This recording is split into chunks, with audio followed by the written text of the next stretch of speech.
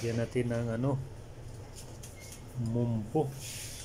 Ito yung mas wine yung ginagamit sa pari tuwing mayroong misa ba. Lagyan natin ng kaunti lang para di naman malasing si Pads. Joke lang. Ayaw mo na mag-assist ngayon mga ka-rims, kay ang kasama natin ay walang pasok dahil sa bagyong uwan ba, kaya tayo muna mag-assist dahil malapit naman yung tirahan natin. Tayo yung utusan mag-assist muna kasi yung iba mahirap naman na malayo pa yung biyahe nila, tapos may bagyo na parating, so delikado sa daan, so kailangan safety first. So hindi kagaya sa atin, malapit lang uwian natin, so kaya lang natin mag-assist. Okay, na natin yung gamit ni Father kay may misa ngayon.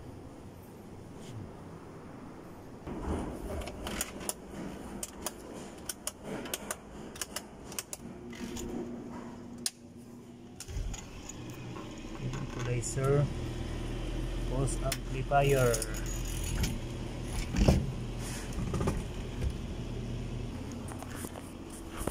Holy Spirit be with you all. Brethren, let us acknowledge our sins and so prepare ourselves to celebrate the sacred mysteries. I confess to Almighty God and to you, my brothers and sisters, that I have greatly sinned in my thoughts and in my words. Tapos na yung misa na ating in-assist. Off na natin.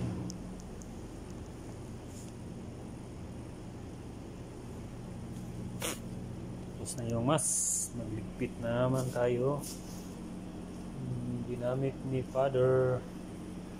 Off muna natin yung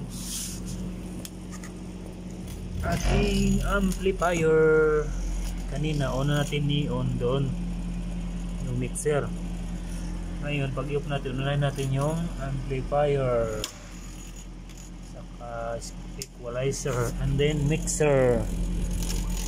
Pabaliktad pag mag-off.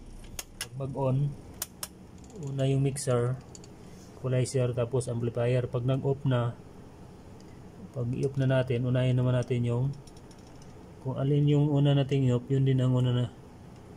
Kung alin yung una nating na-on, pag i-off natin, siya rin yung unahin natin pag off. Amplifier, mixer, equalizer, mixer. Okay. Okay, magligpit na naman tayong gamit ni. Ligpit na naman tayo uli.